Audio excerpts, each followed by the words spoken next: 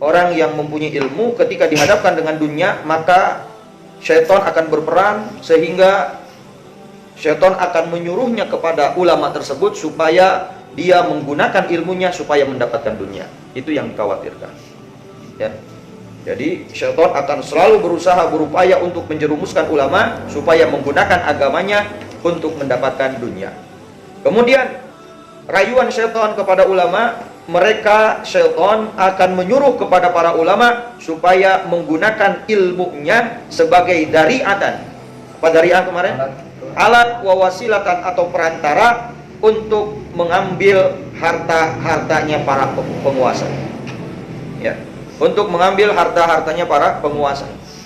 Jadi dia menggunakan ilmunya sebagai alat, cara perantara supaya dia mendapatkan hartanya para penguasa. Itu yang ditakutkan. Kemarin juga sudah kita bahas ya.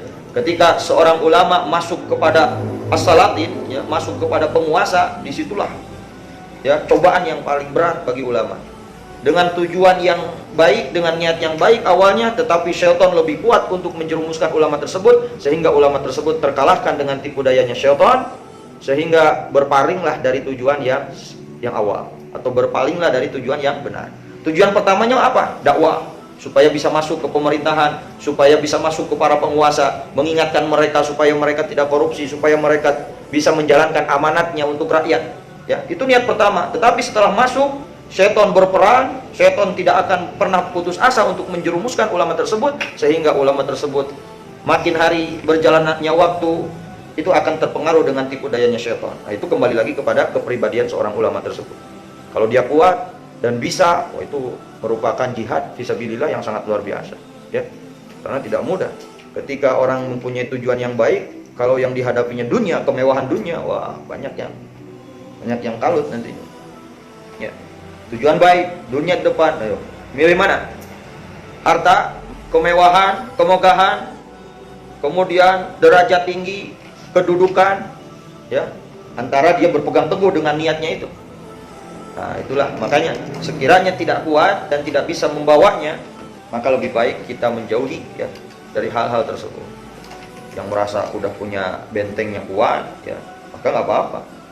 Masuk kepada salatin itu, kepada para penguasa supaya mengingatkan mereka terhadap amanat-amanat untuk rakyat.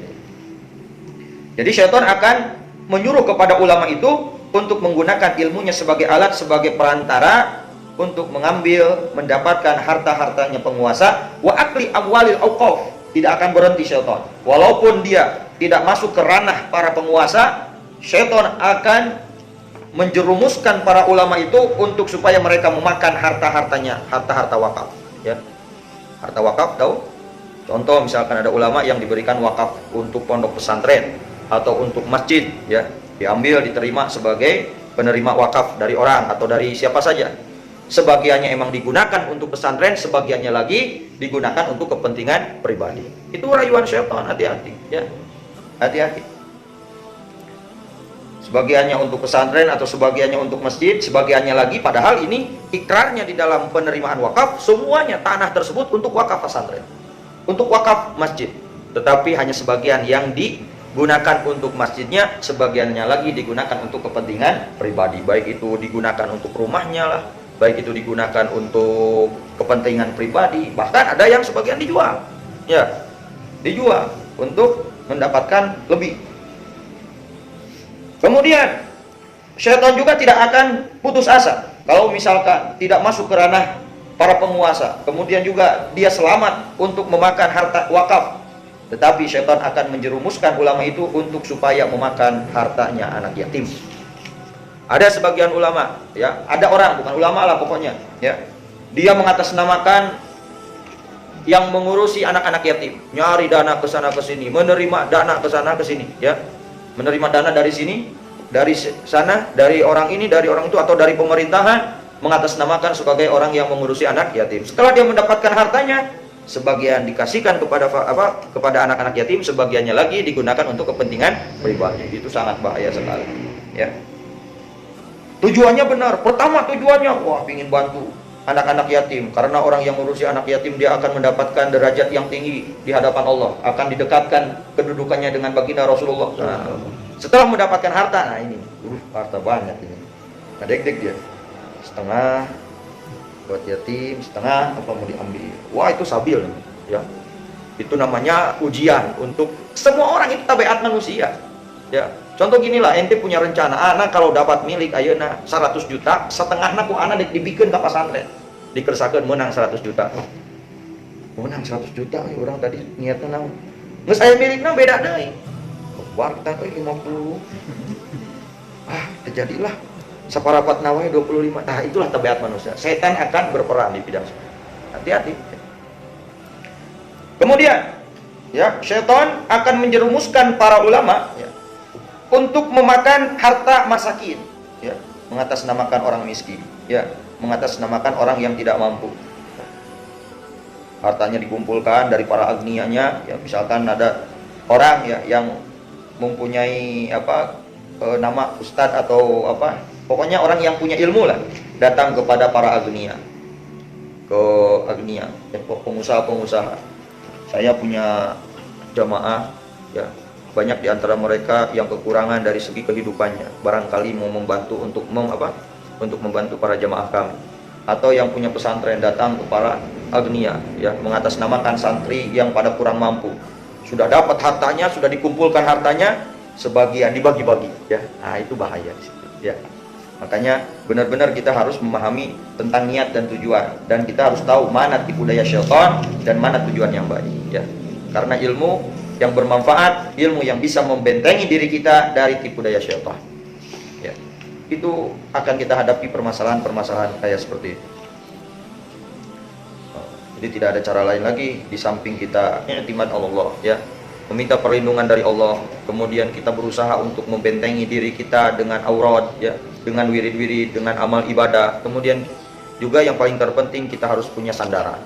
Sandaran kepada siapa? Kepada guru-guru kita. Bagaimana guru-guru kita di dalam menghadapi kehidupan sebagai ustadznya itu, sebagai ulamanya itu, ya. Kita punya ustadz, kita punya guru, ya, mereka ulama ahli ilmu.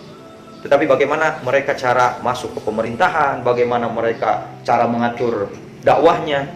Siapa lagi yang harus kita tiru kalau bukan para guru-guru kita, ya.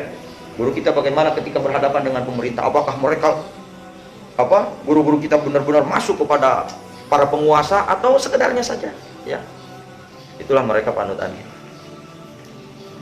Apalagi kalau punya guru yang dari sananya tidak ada sejarah gurunya itu untuk masuk ke hal-hal tersebut atau masuk ke para penguasa, lebih baik ya guru anak juga enggak, ya, masuk ke ranah seperti itu, yang udah ilmunya benar-benar kuat, yang sudah punya benteng fondasi dari godaan-godaan syaitannya sudah benar-benar bagus.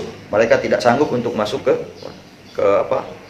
para penguasa, karena syaitan akan lebih jahat lagi, ya, untuk membolak-balikan tujuan manusia. Itu syaitan paling pintar, ya. Seperti apa yang tadi dicontohkan, ya, rencana ente anak ngalamun ini, anak lamun ayeuna menang 100 juta ku anak setengah dibikin ke pesantren atau dibikin ke fakir miskin, geus menang 100 juta mikir 2 kali, lebar ya, setan itu.